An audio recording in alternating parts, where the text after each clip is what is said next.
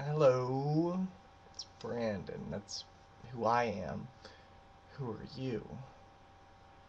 Where are you from? Did you ever have a pet? Any kind of pet? Was it your favorite?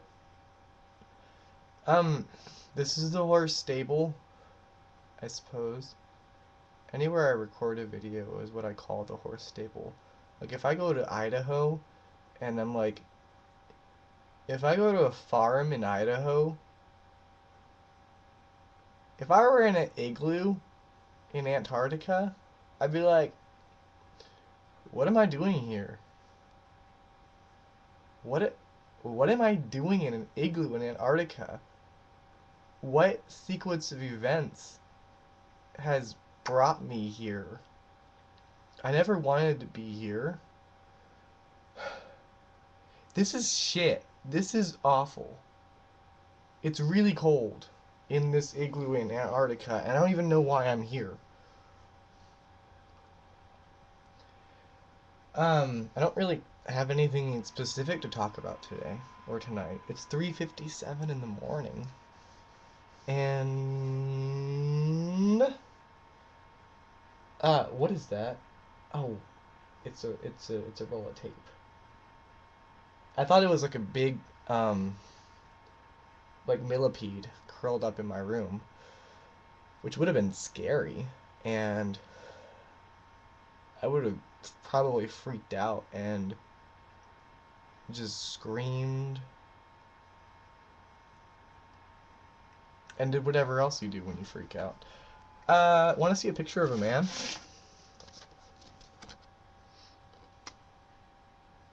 Some words of like encouragement. It's inspiring. Uh, who is that man? Who is that man? I don't even know who this man is. I have never even met this man in my life. I've never seen him before. But when I look at this picture and I see his just his happy face and that neon sign that says why not? And I think to myself, yeah. Yeah, why not? Why the fuck not? Huh? Why not? Why not? And I get encouraged. Not even about anything specific. Like, why not? Do whatever you want to do. Ever. Like, let's say you're walking around Central Park and you're and you see like a young lad, a little boy, and he has a really shiny balloon, and you're like, hey, what is that? I want the balloon. I want that balloon. I want it not to be his, and I want it to be mine. Then, and then you think, man, why, why don't I just take that balloon? What is keeping me from taking that balloon from that young lad? Why don't I take that balloon? I, and, and then you're like, I shouldn't take the balloon. And then some guy, me probably, walks up to you and he's like, look at this picture. Look at that man. Look at that neon sign. You take what's yours. And then you go and you like take the balloon from the little boy. And you're happy. You're happy that you have your balloon. And the little boy is sad, but nobody cares about him. He has no friends. He's not even popular in school. Um, no girls like him. And he gets really bad grades. And his best friend, like, is is um is isn't real. He's like imaginary. And so he doesn't even deserve that balloon because he's not a good person. He's a little brat. Like he goes to McDonald's or any other restaurant and he throws temper tantrums in public. Why would you do that? Why would anybody do that? People who do that, people who throw temper tantrums and I do it sometimes, but I'm kidding.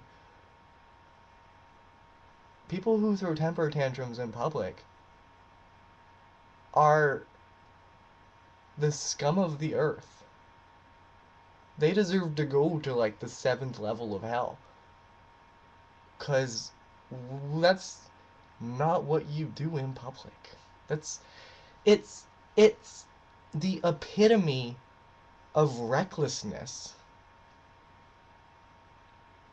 And I for one, as a person, will not stand for that. I won't. I just can't. I just can't tolerate that.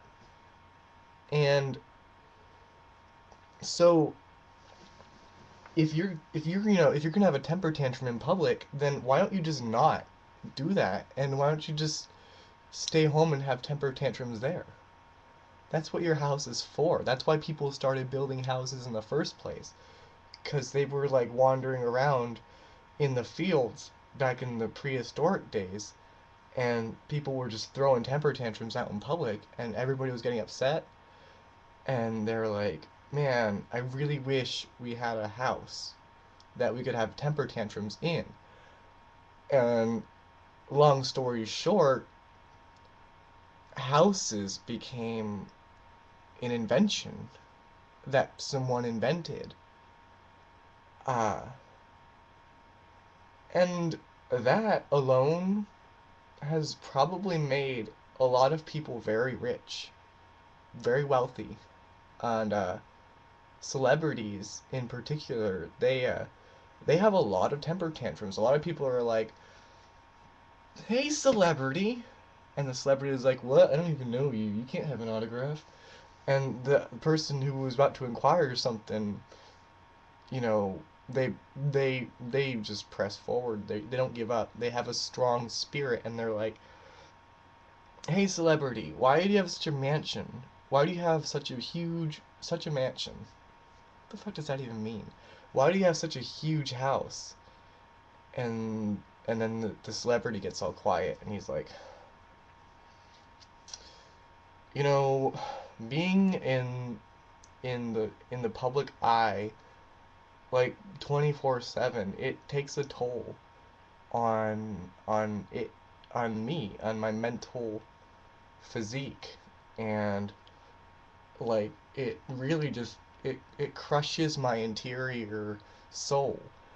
So I have all this pent up frustration,